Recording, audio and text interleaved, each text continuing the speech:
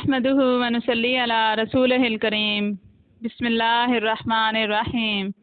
अल्लाहुम्मा इन्ना नस्अलुका इल्मन नाफिअन व रिज़्क़न तय्यिबन व अमलन मुतक़ब्बला। अस्सलामु अलैकुम। अक्सर हम लोग इस बात पे अपने अपने क्राइटेरिया मुकर्रर कर लेते हैं कि फ़लाना बंदा जो है वो तो बहुत परेशान है, उसके शायद गुनाह ही बहुत ज़्यादा सख्त हैं या उसके अमाल अच्छे नहीं हैं जिसकी वजह से उस पर इतनी परेशानियां और मुसीबतें हैं। तो हम चूँकि मुसलमान हैं इसलिए हमें हमारा हर मामले का पॉइंट ऑफ व्यू जो है वो इस्लाम के मुताबिक ही देखना चाहिए कि इस्लाम इसके मामले में हमें क्या तरगीब देता है और क्या तालीम देता है, ताकि उसके मुताबिक हम अपने आप को भी जज कर सकें और दूसरों को भी जज कर सकें। बात को आगे बढ़ाने से पहले आइए हम सब मिल के अपने पाकिस्तानी भाइयों को जो मुसीबत ज़दा हैं और सारी उम्मत के लिए दुआ करते हैं। अल्लाहुम्मा ला तक़्तुलना बिग़ज़ाबिका वला तुहलिकना बिअज़ाबिका व आफ़िना क़ब्ल ज़ालिक। ऐ अल्लाह, तू अपने गज़ब से हमें ना मार, अपने अज़ाब के ज़रिए हमें हलाक ना कर और ऐसे बुरे वक्त के आने से पहले हमें बख्श दे। आमीन या रब्बल आलमीन। या अल्लाह, सारे पाकिस्तानियों की मदद फरमा और जो जहाँ जहाँ जिस जिस मुश्किल में है या अल्लाह, हम उसको उतना नहीं जानते जितना तू जानता है। या अल्लाह, सबकी मुश्किलें आसान फरमा। आमीन। तो इंसान पे कई तरह के हाल आते हैं, उनमें सबसे बेहतरीन हालात वो हैं जो इंसान को अल्लाह ताला से करीब कर दें। ये दुनिया तो फ़ानी चीज़ है, झूठी दुनिया है, इसमें जो भी हाल आएगा वो ख़त्म हो जाएगा। असल और बाकी रहने वाली दुनिया को अल्लाह ताला अच्छा कर दे। सहाबा किराम रज़ी अल्लाह ताला अन्हुम की इस बात पर बड़ी नज़र होती थी कि हमारे ऊपर गम और परेशानियां आ रही हैं या नहीं। वो इसको अल्लाह ताला की मोहब्बत की अलामत समझते थे।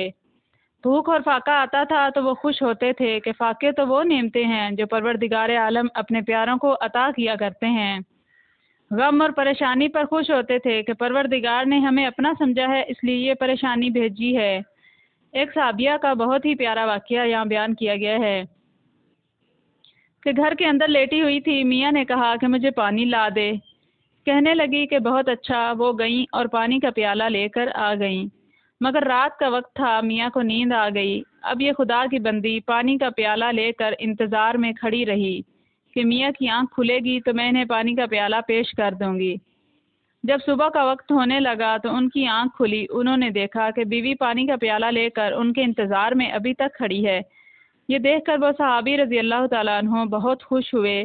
कहने लगे कि अच्छा, मैं तुझसे इतना ज़्यादा खुश हूँ कि तू आज जो भी मुतालबा करेगी मैं तेरे इस मुतालबे को पूरा कर दूंगा।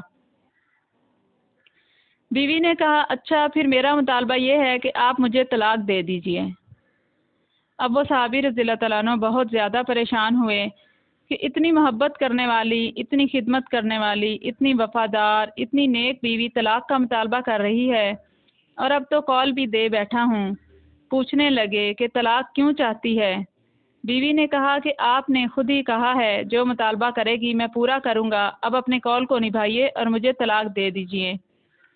वो सहाबी चूँकि बहुत ज़्यादा परेशान हो गए थे इसलिए फरमाने लगे कि सुबह को हम नबी अकरम सल्लल्लाहु अलैहि वसल्लम के पास जाएंगे और अपना मसला पेश करेंगे।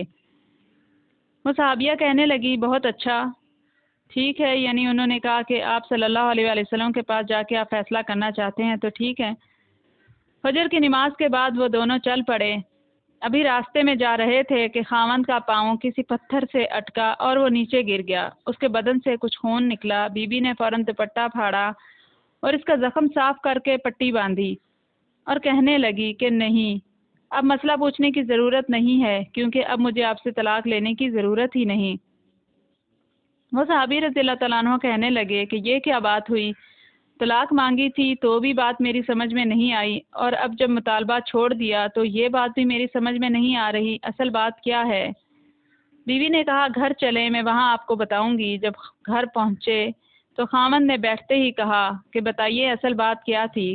कहने लगी कि आप ही ने तो नबी अकरम सल्लल्लाहु अलैहि वसल्लम की हदीस सुनाई थी कि जब अल्लाह ताला किसी से मोहब्बत करते हैं تو پریشانیاں اس کی طرف یوں دوڑتی ہیں جس طرح پانی اونچی جگہ سے نیچی جگہ کی طرف جاتا ہے۔ میں آپ کی بیوی ہوں، کتنا عرصہ آپ کے ساتھ گزار چکی ہوں۔ میں نے آپ کے گھر میں دولت دیکھی، سکھ دیکھا، آرام دیکھا، خوشیاں دیکھیں، مگر میں نے آپ کے گھر میں کبھی غم اور پریشانی نہیں دیکھی۔ میرے دل میں خیال پیدا ہوا کہ کہیں ایسا تو نہیں کہ آپ کے دل میں نفاق ہو، جس کی وجہ سے ہمارے ساتھ اللہ تعالیٰ کا برتاؤ اپنے پیاروں جیسا نہیں ہے۔ اس لیے میں نے کہا کہ میرے آقا صلی اللہ علیہ وآلہ وسلم کی حدیث سچی ہے، جو کچھ میں دیکھ رہی ہوں یہ غلط ہو سکتا ہے، لہٰذا میں نے چاہا تم سے طلاق لے لوں۔ لیکن جب راستے میں جاتے ہوئے آپ کو زخم لگا، پریشانی آئی، تو میں نے فوراً سمجھ لیا کہ آپ کے ایمان میں کسی قسم کا شک نہیں کیا جا سکتا۔ اب میں ساری زندگی آپ کی بیوی بن کر آپ کی خدمت کروں گی۔ سبحان اللہ۔ ہمارا دین، دین اسلام، عین انسانی فطرت کے مطابق بہت ہی پیارا دین ہے۔ اب دیکھیں اس میں کہ جو پریشان حال ہیں، ایک تو انہیں دنیا کے تانے سہنے پڑتے ہیں، اور ایک تو انہیں اپنی پریشانیوں کی وجہ سے غم اور فکر لاحق ہوتے ہیں، لیکن ان کے لیے بھی کتنی بڑی خوشخبری اور کتنی بڑی اللہ تعالیٰ کی نعمت اور انعام اس چیز کو قرار دیا گیا ہے کہ ان پہ جو مشکلیں اور پریشانیاں آتی ہیں، لیکن ان مشکلات اور پریشانیوں پر صبر کرنا ہوتا ہے۔ اگر واویلا کریں گے تو ہمیں اس سے کچھ بھی نہیں ملے گا، اگر ہم اس پہ صبر کریں گے تو ہمیں اللہ تعالیٰ کی طرف سے انعام بھی ملے گا، اور وقت تو گزر ہی جانا ہے، ٹھہرنا نہیں ہوتا۔ لیکن اس کا یہ مطلب بھی نہیں ہے کہ ہم جان بوجھ کے پریشانیوں کے لیے دعا کریں۔ ہمیں دعا ہمیشہ اللہ تعالیٰ سے اس انداز میں کرنی چاہیے کہ ربنا آتنا فی الدنیا حسنۃ وفی الآخرۃ حسنۃ وقنا عذاب النار۔ یعنی آپ صلی اللہ علیہ وآلہ وسلم نے اپنے ایک صحابی رضی اللہ تعالیٰ عنہ کو یہ دعا سکھلائی تھی کہ اللہ سے دنیا بھی اچھی مانگو اور آخرت بھی اچھی مانگو۔ لیکن جس پہ پریشانیاں اور آزمائشیں آتی ہیں تو وہ یہ بات جان لے، یہ اس کے لیے خوشی کا باعث ہے، یہ اس کے لیے اطمینان کا باعث ہے کہ یہ پریشانیاں عارضی ہیں، اس کو اللہ تعالیٰ نے اپنی محبت کے لیے چن لیا ہے۔ اللہ تعالیٰ فرماتا ہے لا یکلف اللہ نفسا الا وسعها، اللہ تعالیٰ کسی بھی انسان کو اس کی وسعت سے زیادہ تکلیف اور آزمائش نہیں دیتا۔